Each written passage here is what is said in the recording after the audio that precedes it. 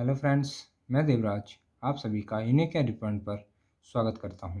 सभी को नमस्कार, राम राम, जय श्री कृष्णा, सत श्री अकाल। जैसा कि आपने देखा 325 क्वेश्चन पिछली वीडियो में हो गए थे, तो अब चलेंगे 326। ठीक है। पत्तियों का रंग निम्न में से किसके द्वारा हरा होता है? क्लोरोबिन, क्लोरोफॉर्म, क्लोरोफिल, क्लोरोफ्लोरोकार्बन। तो आपको पता होना चाहिए क्लोरोफिल के कारण पत्तियों का रंग हरा होता है। ठीक है। आपको ये बताना है टमाटर का लाल यानी कि टमाटर का रंग लाल क्यों होता है, किसके कारण होता है, बताइए। तो आप देख लीजिएगा और हमें बताइएगा कमेंट करके।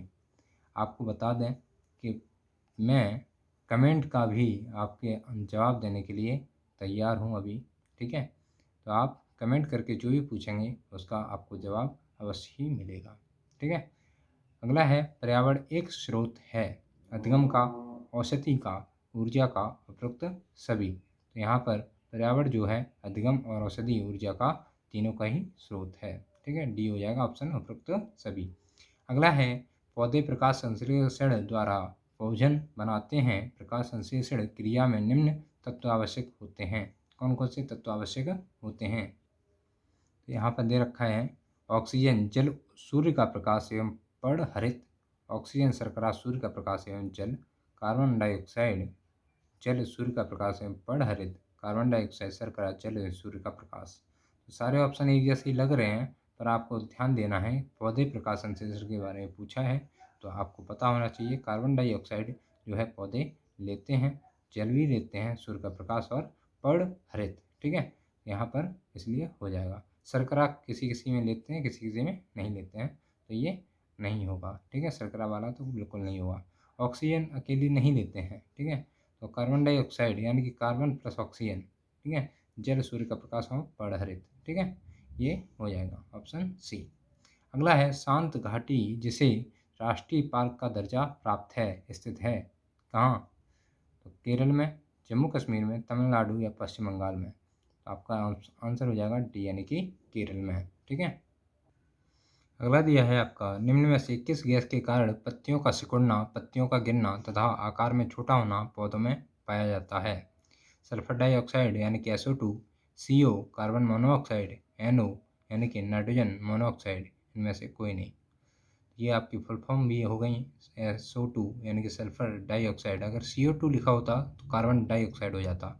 यह है CO यानी कि कार्बन मोनोऑक्साइड। आपने नहीं पढ़ा है तो आप पढ़ लीजिए। ठीक है, तो ये विज्ञान में दिया हुआ है। ठीक है, तो यहाँ पर ये हो जाएगा कार्बन मोनोऑक्साइड यानी कि कार्बन मोनोऑक्साइड इतनी जहरीली होती है कि एक व्यक्ति को 1 मिनट के अंदर कहाँ स्वर्गलोक या पहुँचा सकती है। ठीक है, आप समझ सकते हो इतनी जहरीली होती है। ठीक है। अगर अगला है 10% नियम किसके द्वारा कब दिया गया? लिंडमान द्वारा 1942 में, गोल्डमान द्वारा 1943 में, वेंकैया द्वारा 1942 में। इनमें से कोई नहीं। आंसर हो जाएगा 10% नियम लिंडमान द्वारा 1942 में, 1942 में द्वारा दिया गया। ठीक है। अगला है 10% नियम किससे संबंधित है? ऊर्जा उपभोग से, प्रदूषण से, पोषक स्तर से, कार्बन उत्सर्जन से। तो आपको पता होना चाहिए 10% नियम जो है लिंडमान द्वारा दिया गया है 1942 में, ऊर्जा उपभोग से। ठीक है, उपभोग से संबंधित है। इसका संबंध किससे है? ऊर्जा उपभोग से। अगला है जैविक पर्यावरण में शामिल है उत्पादक, उपभोक्ता, अपघटक या उपरोक्त सभी। तो आंसर हो जाएगा डी यानी कि सभी जो हैं जैविक पर्यावरण से शामिल हैं, उत्पादक, उपभोक्ता और अपघटक। ठीक है, यहाँ पर पर्यावरण पूछा है इसीलिए जैविक पर्यावरण। ठीक है। अगला है प्रकाश संश्लेषण प्रक्रिया में सम्मिलित गैस है ozone, oxygen, hydrogen, carbon dioxide. प्रकाश संश्लेषण प्रक्रिया में सम्मिलित गैस कौन सी है? कार्बन डाइऑक्साइड सम्मिलित होती है। ठीक है, कार्बन डाइऑक्साइड क्या करती है कि जो सूर्य से किरणें आती हैं ना, वो नीचे आकर उसको गर्म रखती हैं पृथ्वी को, वो किरणें बाहर नहीं जाने देती, वापस नहीं जाने देती। ठीक है, तो प्रकाश संश्लेषण में कौन सी सम्मिलित होती है? Carbon dioxide.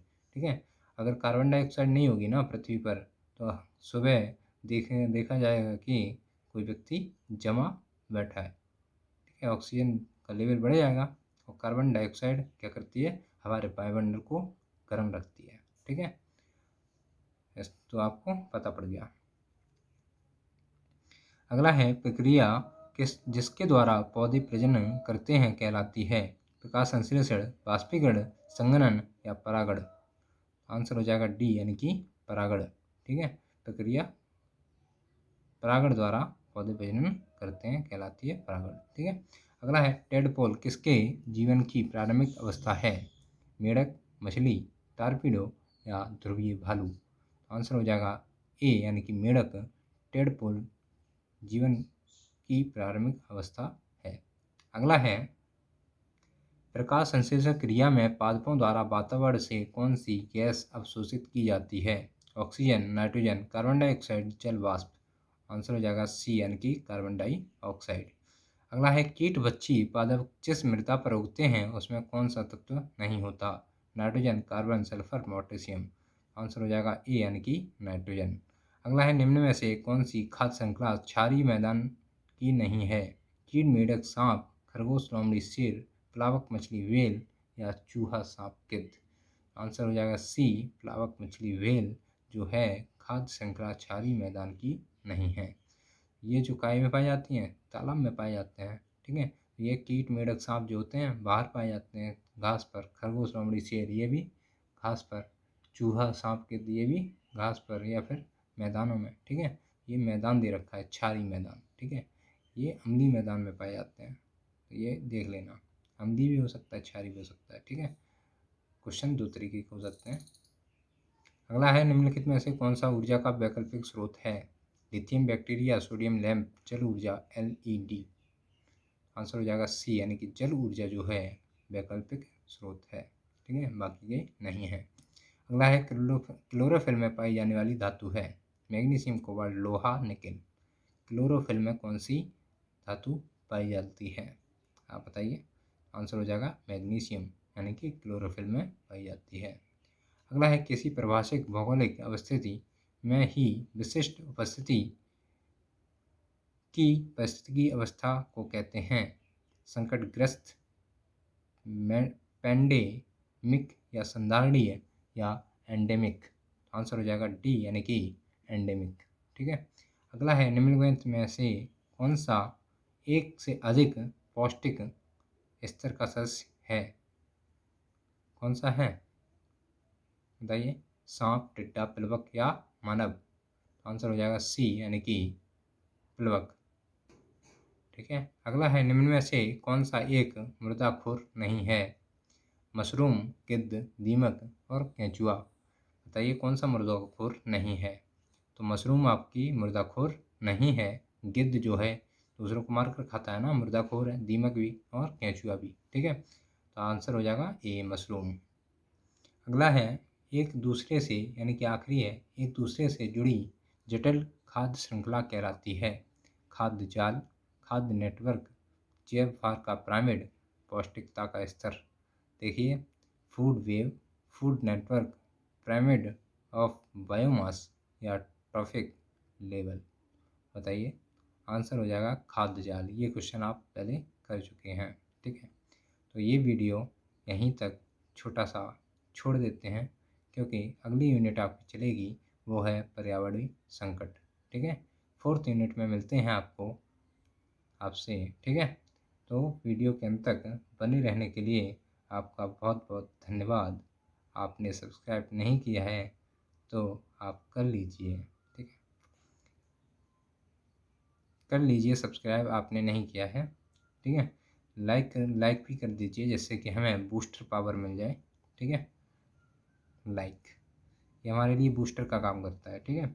कमेंट करके बताइए अगर आपको कोई समस्या आ रही है किसी भी तरीके की। इसके बाद आपके सीटेट, यूपी टेट के क्वेश्चन पेपर चलेंगे, ठीक है। तो ये सिलेबस आपका ख़त्म बहुत जल्दी हो जाएगा, 2 या 3 दिन में ख़त्म कर देंगे इसको भी, ठीक है। तो इसके बाद आपका चलेगा सीटेट और यूपी टेट का वर्क, ठीक है। मिलते हैं आपके 4th यूनिट में और अगले पार्ट में ठीक है। धन्यवाद, बहुत बहुत धन्यवाद। जय हिंद, जय भारत।